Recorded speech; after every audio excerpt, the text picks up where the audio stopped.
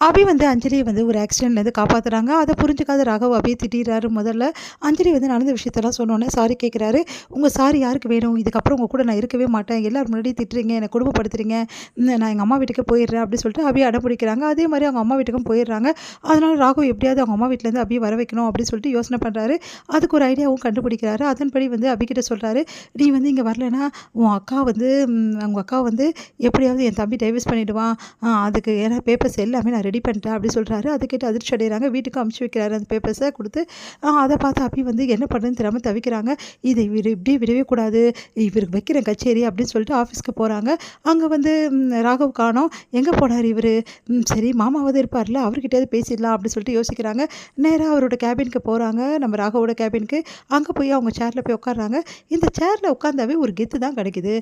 இதில் உட்காந்தாவே ஒரு கம்பீரம் வருது, அதிகாரம் பண்ணும் போல தோணுது. அதனால தான் அந்த ராக்கி பாய் ஜெயிலர் எப்போ பார்த்தாலும் இப்படி இருக்காரு போல் இருக்குது. ரொம்ப டென்ஷன் பார்ட்டியாக சுற்றிட்டு இருக்காரு போல் இருக்கு. சரி ஓகே அப்படின்னு சொல்லிட்டு அப்படியே பார்த்துட்டே இருக்காங்க. அந்த டைமில் கரெக்டாக ஒருத்தவங்க உள்ளே வராங்க. இந்த மாதிரி வந்து ஒரு பெரிய ப்ராஜெக்ட் இருக்குது, அந்த ப்ராஜெக்டை சார் வந்து சைன் பண்ணணும் அப்படின்னா, அப்படி என்ன ப்ராஜெக்ட் என் கையில் கொடுங்க நான் பார்க்குறேன். மேடம் சாருக்கு தான் தெரியும், சார் எங்கே மேடம் அப்படின்னு சொல்லிட்டு கேட்குறாங்க. நான் அவரோட ஒய்ஃப் தான், புரியுது. உங்க பாஸுக்கே நான் தான் பாஸு. புரியுதா இல்லையா? அப்படின்னோனே இன்னொருத்தர் வராரு. அவர்கிட்ட வந்து, "நான் உங்கள என்ன சொன்னேன்? ஜூஸ் எல்லாம் எடுத்துட்டு சொன்னேன். எடுத்துட்டு வரலையா?" "மேடம் எடுத்துட்டு வந்திருக்கேன் மேடம்." "சரி, சரி அங்கே வச்சுட்டு போங்க" அப்படின்றாங்க. இங்கே வந்து, "மேடம் சொல்கிறத கேளுங்க. இது சார் தான் பார்க்கணும்." "சரி ஓகே.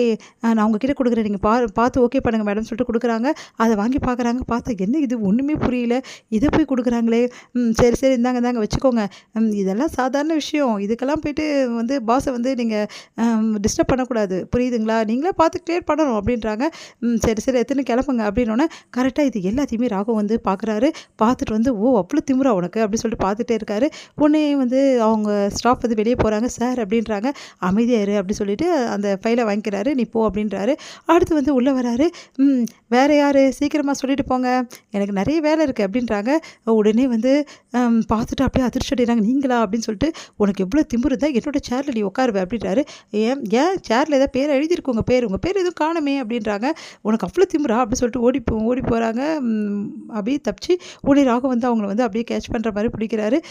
"சரி இப்போ எதுக்கு இங்கே வந்த சொல்லு, நான் தான் உனக்கு அனுப்பிச்சிருந்தேன்ல, அதை வேணாம் சொல்ல தான் வந்தேன். தேவையில்லாத வேலை செஞ்சிங்கன்னா அப்புறம் அவ்வளோதான் சொல்லிட்டேன். எதுக்காக அபியை வந்து குட்டி பாஸ் வந்து டைவர்ஸ் பண்ணணும்? அதெல்லாம் அவங்க 2 பேரும் அந்யோன்யமாக வாழ்கிறாங்க. அவங்க வாழ்க்கையை ஏன் கெடுக்குறீங்க? ஏற்கனவே என் வாழ்க்கையை வந்து இந்த குட்டிச்சர் ஆக்கிட்டீங்க, இதில் அவங்க வாழ்க்கையை வேறு இப்படி நாசம் பண்ணுமா உங்களுக்கு?" அப்படி சொல்லிட்டு கேட்குறாங்க. "இங்கே பாரு தேவையில்லாதெல்லாம் பேசாத. ஒரு வேளை நான் வந்து இதை பண்ணக்கூடாதுன்னா நீ நேராக வீட்டுக்கு போயிடு. அப்போ நான் பண்ண மாட்டேன். அதெல்லாம் என்னால் முடியாது. அப்போ நான் பண்ணி தான் தீருவேன். புரியுதா? இப்போவே வந்து ஆகாஷ் கிட்டே நான் கொடுத்துட்டேன். பேப்பர்ஸ் ஆவணும் சைன் பண்ண போயிட்டாங்க." "என்னது சைன் பண்ண போயிட்டாரா?" அப்படின்னு சொல்லிட்டு ஓடி போக பார்க்குறாங்க. "அதெல்லாம் நீ இங்கேருந்து ஓடி போகவே முடியாது" அப்படின்னு சொல்லிட்டு லாக் பண்ணிடுறாரு. தரங்கன்னு கத்துறாங்க. உடனே போயிடுறாரு. என்ன பண்ணுன்னு தெரியாமல் தவிக்கிறாங்க. அப்போ பியூன் வராரு. அவர்கிட்ட திறக்க சொல்கிறாங்க. அப்புறம் அவர் திறந்து விடுறாரு. வெளியே ஓடி போகிறாங்க. பார்த்தா வந்து ஆகாஷ் எல்லா பேப்பர்ஸ்லையும் சைன் பண்ணி முடிக்கிறாரு. அதை பார்த்து அப்படியே அதிர்ச்சி அடைகிறாங்க. "என்ன மாமா இப்படி பண்ணிட்டீங்க?" "நான் என்ன பண்ணேன்?" அப்படின்னு சொல்கிறாரு. "எதுக்காக இவர் சொல்கிறதெல்லாம் கேட்குறீங்க? என் அண்ணன் சொல்கிறது நான் கேட்கக்கூடாது அபி. என்ன அபி இது?" அப்படி சொன்னோன்னே, "உன் அக்கா சொல்கிறது நீ கேட்பல்ல?" "ஆமாம் நான் கேட்பேன்." "அந்த மாதிரி தான் என் அண்ணன் சொல்கிறது நான் கேட்பேன். அதுக்காக கண்மூடித்தனமா அவர் என்ன சொன்னாலும் சைன் பண்ணிடுவீங்களா? நல்லா இருக்கே கதை. என் அண்ணன் எனக்கு எப்போவுமே எந்த வந்து துரோகமும் பண்ணவே மாட்டான். அது எனக்கு நல்லாவே தெரியும். ராகவ் எப்படின்னு உனக்கு தெரியாதா? ராகவ் என் மேலே உயிரே வச்சுருக்கான். என் அவன் சொத்தெல்லாம் கூட எழுதி கொடுத்துட்டான்.